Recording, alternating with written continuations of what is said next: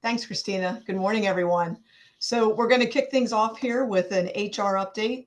I know there's kind of been a lot of talk in the news about HR things, so hopefully this will help provide just some kind of key information on some of the most important HR topics that are out there right now. For those of you I haven't met before, my name is Laura Stover, and I'm the Director of HR Advisory Services. I've been with SEK for a little over 14 years now, and my role with the firm is to help our clients with their HR needs. So I help across all offices and any type of client, whether it's a local government, nonprofit, or a small business.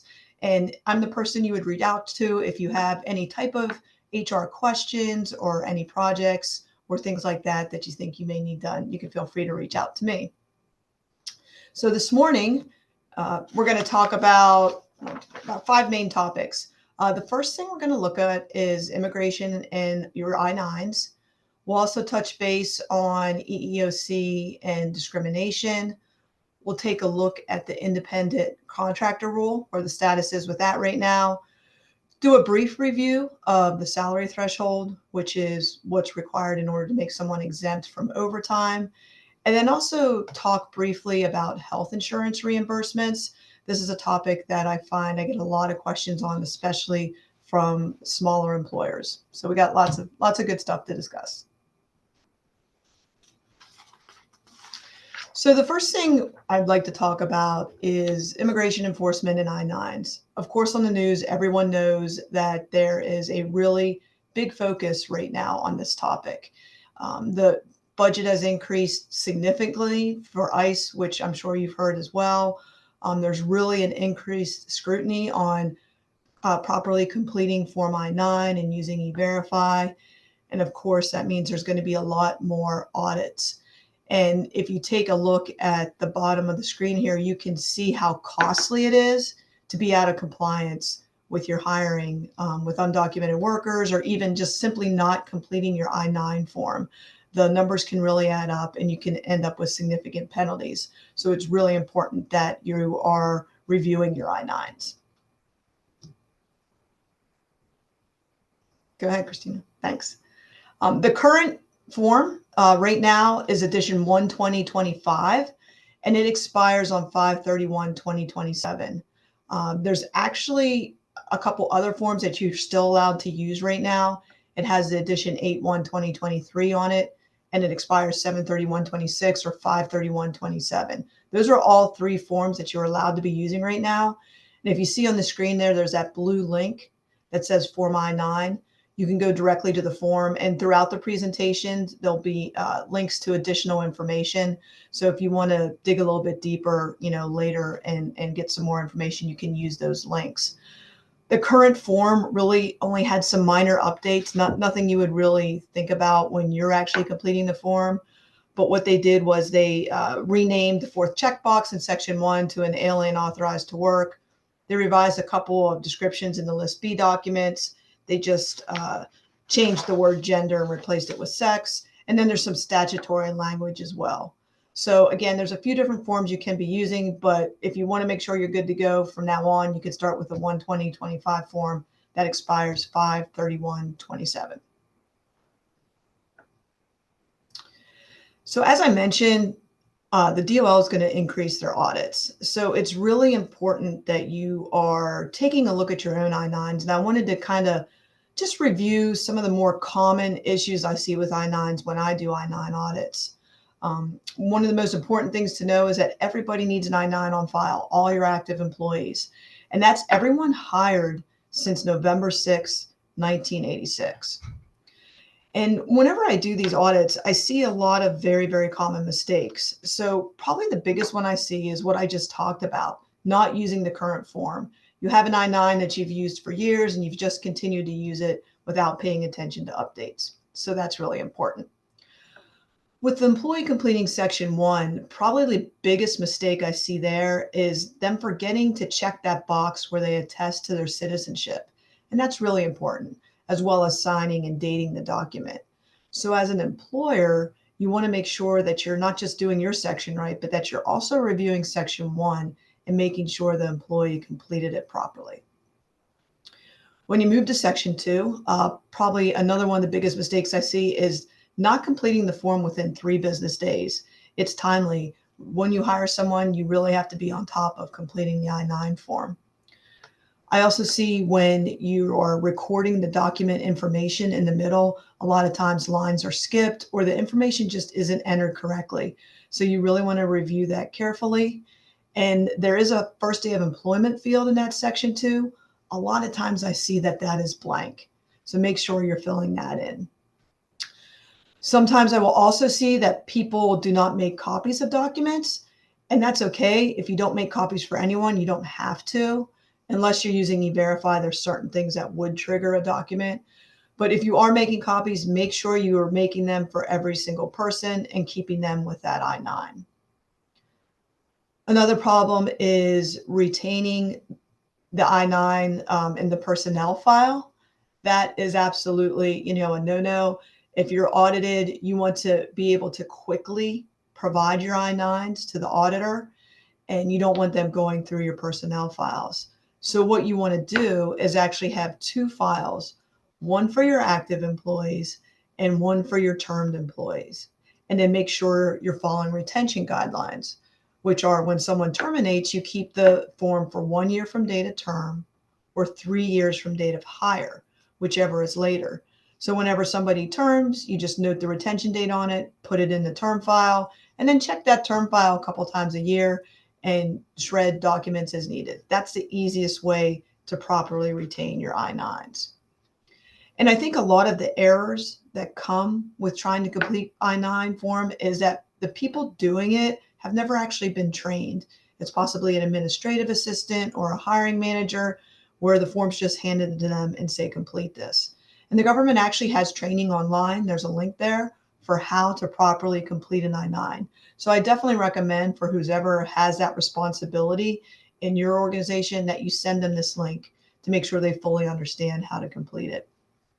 I also included a couple other links at the bottom of this screen, and these are links on how to complete an audit. So if you want to do it yourself, I definitely recommend taking a look at these links. There's things you need to make sure you're handling properly as to, depending on the mistake, there's different approaches for how things are handled. You need to keep a log of all the changes you're making. You can't use whiteout, for example. So there's a lot of little things you need to be aware of if you're doing an I-9 audit, but you then want to make sure you keep all that information on file so that if you do have an auditor come in, that you have demonstrated a good faith effort in getting all your I-9s together. Thanks, Christina. The next thing I wanted to talk briefly on is the EEOC and discrimination. Again, I know you've probably heard a lot of things in the news. There's definitely a notable shift in the stance on discrimination right now under our current administration. And back on March 19th of this year, 2 technical assistance documents were issued. And again, this is guidance. It isn't a change in law, but guidance is what employers typically follow when they're trying to make sure they're in compliance with the employment laws. The first document was titled, What to Do If You Experience Discrimination Related to DEI at Work, so diversity, equity, and inclusion. And the second document was What You Should Know About DEI-Related Discrimination at Work. I do recommend that you go out there and take a look at these documents. It's a lot of information. I'm just going to talk about a few key takeaways from the information. The first is that employment actions that are motivated by a protected characteristic. So for example, by race or sex or gender, even if you're trying to promote diversity, that's prohibited. So what that means is you need to make sure that when you are hiring, firing, or making compensation decisions, employment decisions, that you're using objective criteria. So for example, like we should have always been doing when you're hiring, you want to make sure that you're looking at the resume, the qualifications, the skills, the experience, going through the interview process, and determining whether or not that person is a good fit for your organization without regard to any protected characteristic. The guidance also reiterated that Title VII protects all workers from discrimination, not just those in a minority group. So basically it says there's no such thing as reverse discrimination. There is only discrimination. So as always has been the case, anyone can claim discrimination, whether you're Caucasian, African American, female, any protected characteristics. So this is just somewhat reinforcing that and no longer calling it reverse discrimination. As always it has been the case, it explains we shouldn't be using quotas or workforce balancing based on a protected characteristic. So you can't say, I'm hiring 10 women only this year. That would be prohibited. You also should be careful with segregating employees based on protected traits when you're doing things like creating clubs or doing training. For example, if you have a club for African American employees, you would need to make sure that club's inclusive and that any race can join that club. Or if you have plans to do leadership training for women in your organization, you want to make sure you're including men as well in that process. So again, the theme is kind of make sure you're being neutral and inclusive and looking at people as individuals. The guidance also noted that DEI training can trigger liability for a hostile work environment claim. This is a little bit confusing. We're still waiting for some more guidance on, what would rise to a level to bring that type of claim. Lastly, the guidance outlines, exactly how employees can file a charge with the EEOC, just really showing that the agency is going to be scrutinizing DEI programs. It doesn't mean you can't do them anymore, but they're going to be taking a close look at them. And interesting enough, about a week and a half ago on July 29th, the DOJ issued a memorandum of guidance for recipients of federal funding regarding unlawful discrimination. It kind of has a lot of what the other guidance has in, but it's even more specific. And any employer that receives any type of federal funding should definitely read through this information, because you never want to put that in jeopardy, and make sure that you are in compliance, with current administration guidelines. Hey, Laura, there's a poll, but there Okay. are also two questions in the chat. I don't know if you wanted to take a second to look at them now, or Okay, let me see here. I can read them to you as well. Let me bring them up. One says, we use ADP for all our onboarding. Are we allowed to rely on their process? Yes, typically the HR vendors will have their ducks in a row with this. You do still need to make sure when you're doing it electronically that you're following the, within 3 business day time frame. And I don't think there's any systems that are actually going to check for some of the validity of the information beyond maybe, is there something in the field and is the signature and date there? So although you may be using an electronic system, I would definitely make sure you're kind of auditing that as well, and making sure you're double checking that everything's coming through right. And I know it is a lot easier to retain those and to do those online versus by paper. Okay, thanks, Christina. Another piece I wanted to touch base on with the EEOC has to do with harassment. Back last year, under the former administration, guidance was issued on harassment in the workplace. This was a really big guidance that gave a lot of detail on how employers should approach handling this topic. If you remember, back in 2020, a federal court held that a form sex discrimination includes sexual orientation and gender identity. And that was a really kind of big to do at the federal level. And then this guidance came out, and a lot of it had to do with all forms of harassment, including sexual orientation and gender identity. Well, when the current administration came in, they issued an executive order, and it basically directed the federal government to narrow that definition of sex to only recognize male and female. So, of course, that kind of brings into question some things about transgender and other things. Then in May, a court struck down portions of this guidance, portions specifically, again, to the sexual orientation, gender identity things about like, what to do with bathroom situations, acknowledging pronouns, and things like that.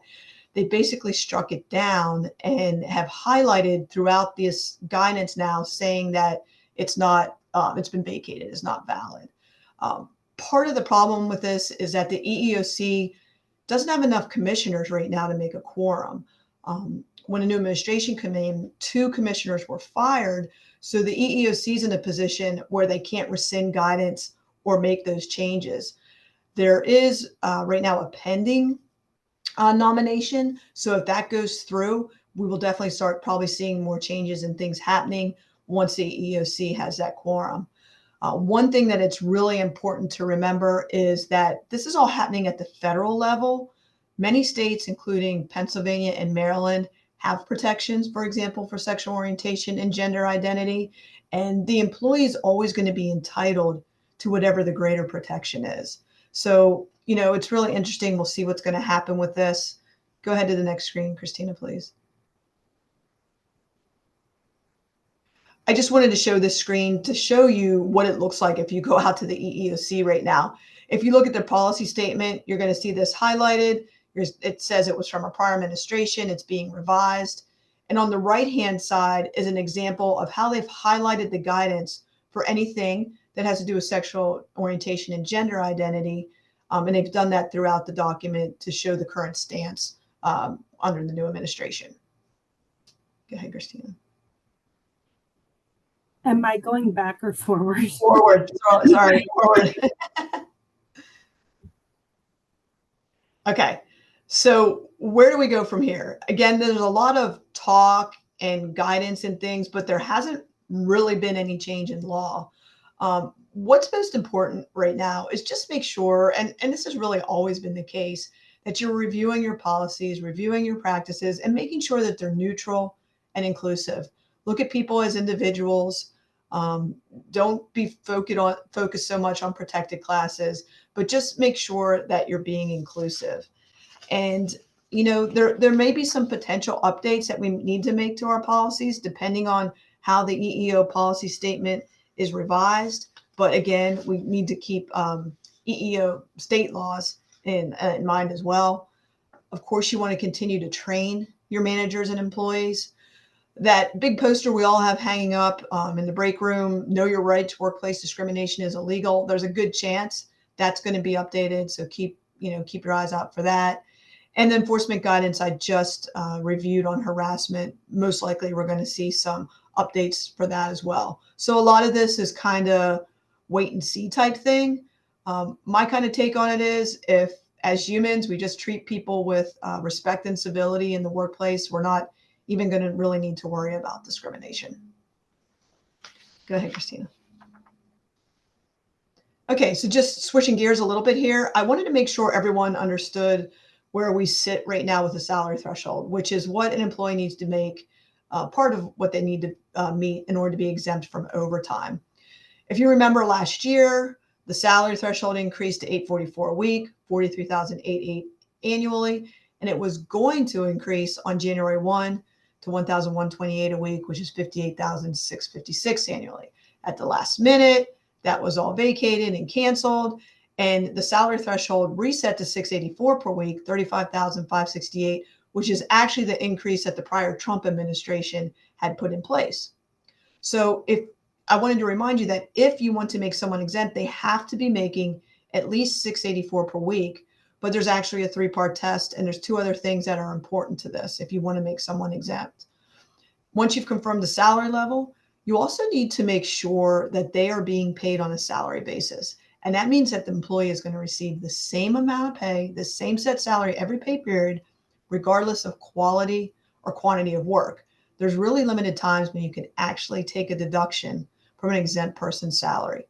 And if you are making improper deductions, you've basically jeopardized that exemption. They would be considered non-exempt and you would be liable possibly for overtime. So if they've met the salary level, you're paying truly on a salary basis, you then need to look at the job duties, look at the job description. What is that person doing day in and day out? And do those job duties match the job duties of an available exemption under the law? The most common are executive, professional, and administrative exemptions. And if you meet all 3 of those things, yes, then you can make that person exempt from overtime. So where are we going from here? We don't really know. We definitely think there will be an increase. It will most likely be slight. And the administration is absolutely taking a look at it. Again, it's another kind of wait and see type thing. Independent contractor rule status, keeps going back and forth, but where we sit right now is we're under the 2024 rule, under the prior administration, where there are 6 factors to consider when you want to make someone an independent contractor versus an employee. And what's important about the current rule is that all 6 factors you have to consider, none carry any specific weight. So you're looking at opportunity for profit or loss, nature and degree of control, degree of permanence of the work relationship. Is the work integral? Does it require specialized skills? And what's the investment, if any, look like for the employee versus the employer? So this current 2024 rule actually rescinded the 2021 rule that was issued under the last Trump administration. And the difference is under Trump's administration, they looked at 2 core factors that drove the decision. And that was the first 2 things on this list: opportunity for profit or loss, and nature and degree of control. And by looking at just those 2 factors, primarily, it made it a little bit easier to classify someone as an independent contractor. So for now, the 2024 rule remains in effect, but the DOL has come out and said, well, we're not going to enforce it. And we may try to reinstate that 2021 rule. So employers are kind of like sitting here, okay, what do we do? Well, since the 2024 rule is still technically in place, we recommend following that. And an employer or a worker can still sue an employer without the DOL. And it's important to remember there's also a second test under the IRS with 3 factors. It looks at behavioral, financial, and type of relationship.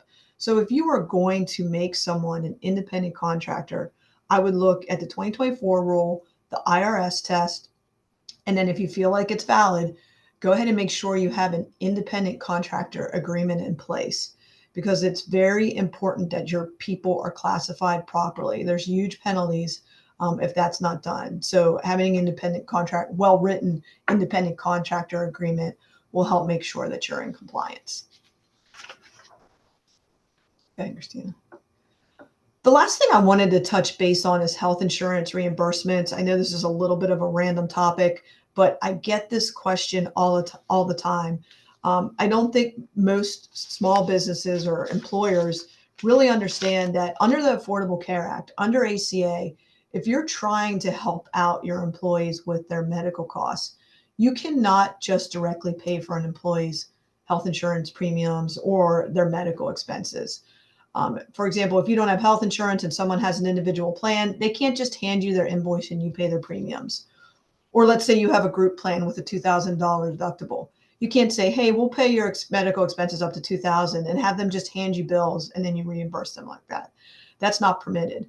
There's a couple options that you can look at. One is to provide a healthcare stipend. Another is to reimburse through an HRA, a health reimbursement arrangement. With a healthcare stipend, you're simply choosing an amount and then giving that to the employee in their paycheck. And it's really just extra wages. It's taxed as wages. And you cannot require that they use it for healthcare. So there's no guarantee they're going to, but you hope that they do it. It's, a basic, simple way to give them a little bit extra, but it is taxed. You can also consider an HRA. The 2 most popular are the QSE HRA or the ICHRA, which are the small business or individual HRA. And what these are accounts that are set up where you can reimburse employees for medical premiums. You can also do medical expenses if you want, and they're tax-free reimbursements. And they're set up through an administrator.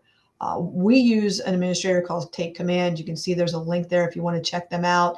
They provide a discount to the platform and the per employee per month fee if you decide to go that route.